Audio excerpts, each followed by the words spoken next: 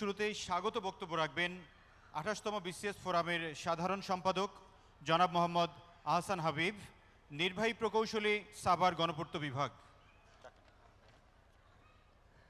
জনাব মোহাম্মদ আহসান হাবিব, নির্বাহী প্রকৌশলী, সাভার গণপূর্ত বিভাগ।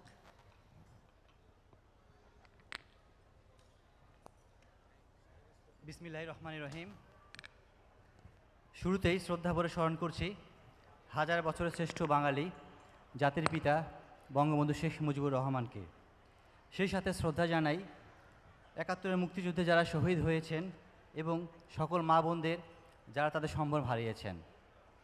মঞ্চপ্রবিষ্ট গণপ্রজাতন্ত্রী বাংলাদেশ সরকারের মাননীয় স্বরাষ্ট্রমন্ত্রী, প্রধান প্রকৌশলী গণপূর্ত অধিদপ্তর, প্রধান প্রকৌশলী সড়ক ও জনপথ অধিদপ্তর, মহাপরিচালক মাধ্যমিক ও উচ্চশিক্ষা অধিদপ্তর, সকলকে ২৮তম বিসিএস ফোরামের আজকের অনুষ্ঠানে শুভেচ্ছা এবং স্বাগতম।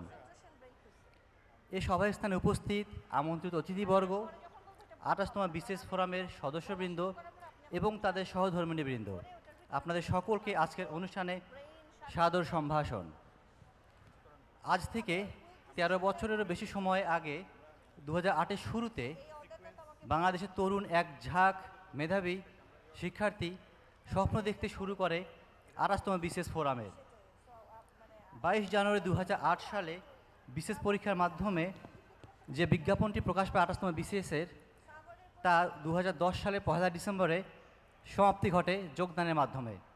প্রায় ২ বছর ১০ মাস ১০ দিন পর গণপ্রজাতন্ত্রী বাংলাদেশ সরকারের প্রথম শ্রেণীর গেজেটেড কর্মকর্তা হিসেবে যোগদান করে এক ঝাঁক তরুণ কর্মকর্তা। আজ আমরা সেই তরুণ কর্মকর্তারা অতি উৎসাহ নিয়ে ১১ বছর পার করে ফেলেছি। আমরা পদার্পণ করেছি ১২তম বছরে। উপস্থিত সুধী, ২৮তম বিসিএসের সকল ক্যাডারের ২০০০-এর বেশি সদস্যদের একটি মিথস্ক্রিয় স্থান হচ্ছে আমাদের ২৮তম বিসিএস ফোরাম। ২৮তম বিসিএস ফোরামের প্রথম কমিটি গঠিত হয় ২০১৭ সালের ৫ই আগস্ট। প্রতিটি ক্যাডার থেকে প্রতিনিধির মাধ্যমে নির্বাচন করে প্রথম কমিটি গঠিত হয়। ঠিক ২ বছর পর গঠিত হয় দ্বিতীয় কমিটি, যার অভিষেক হয় ১৪ই ফেব্রুয়ারি ২০২০ সালে। ৫৫ সদস্য বিশিষ্ট এই কমিটিতে আছে প্রতিটি ক্যাডারের প্রতিনিধিত্ব। দ্বিতীয় কমিটি যাত্রা শুরু পরপরই বিশ্বে কোভিড মহামারী শুরু হয়, কিন্তু ২৮তম বিশেষ ফোরামের সদস্যবৃন্দ এই কোভিডের সময় বসে থাকেনি, তারা এই জনগণের সেবায় নিয়োজিত ছিল। ২৮তম বিশেষ ফোরামের সকল সদস্যদের সহযোগিতার জন্য আমরা কমিটি থেকে সারা দেশব্যাপী বিভাগ অনুযায়ী, জেলা অনুযায়ী আমরা কোভিড-19 সাপোর্ট টিম তৈরি করেছিলাম, যেখানে সকল ক্যাডারের সদস্যবৃন্দ আমাদের যে কোনো সদস্য যে কোনো জেলা বা উপজেলায় অসুস্থ হয়ে পড়লে সহযোগিতা করেছে।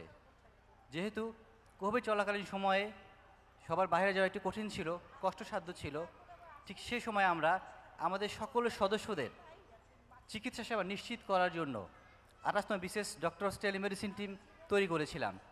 এই টিমটি তৈরি হয়েছিল ২৮ ক্যাডারের ডাক্তার বন্ধুদের সহযোগিতায়। উপস্থিত সুধী, স্বাধীনতা মানে সমৃদ্ধতা। স্বাধীনতা না হলে মানুষের অস্তিত্বের বাস্তব বহিঃপ্রকাশ ঘটে না। ১৯১১ সালে ইংল্যান্ডের রাজা পঞ্চম জর্জ দিল্লিতে এসেছিলেন বঙ্গভঙ্গ রদ করার জন্য। সে সময় ভারতের জাতীয়তাবাদী নেতা ছিলেন গোখেল। তিনি গোখেলকে জিজ্ঞাসা করেছিলেন, তোমরা স্বাধীনতা চাও কেন? আমরা ইংরেজরা তোমাদেরকে অনেক উন্নয়ন করছি, রাস্তাঘাট দিচ্ছি, আধুনিক পোশাক দিয়েছি। গোখেল দৃঢ়চিত্তে উত্তর দিয়েছিলেন, আমরা স্বাধীনতা চাই আত্মমর্যাদার জন্য। স্বাধীনতা একটি জাতির আত্মমর্যাদার পরিচয় বহন করে। উপস্থিত সুধী, ১৯৬৯ সালের ৫ই ডিসেম্বর হোসেন শহীদ সোহরাওয়ার্দীর ষষ্ঠ মৃত্যুবার্ষিকীর সময় সেই প্রোগ্রামে জাতির পিতা বঙ্গবন্ধু শেখ মুজিবুর রহমান বলেছিলেন, আজ থেকে এ দেশের নাম হবে বাংলাদেশ, পূর্ব পাকিস্তান নয়। এই বাংলাদেশ স্বাধীনতা লাভ করে ১৯৭১ সালের ১৬ই ডিসেম্বর। আর আমরা এখন সেই বাঙালি জাতির সুবর্ণ জয়ন্তী, স্বাধীনতার সুবর্ণ জয়ন্তী পালন করছি।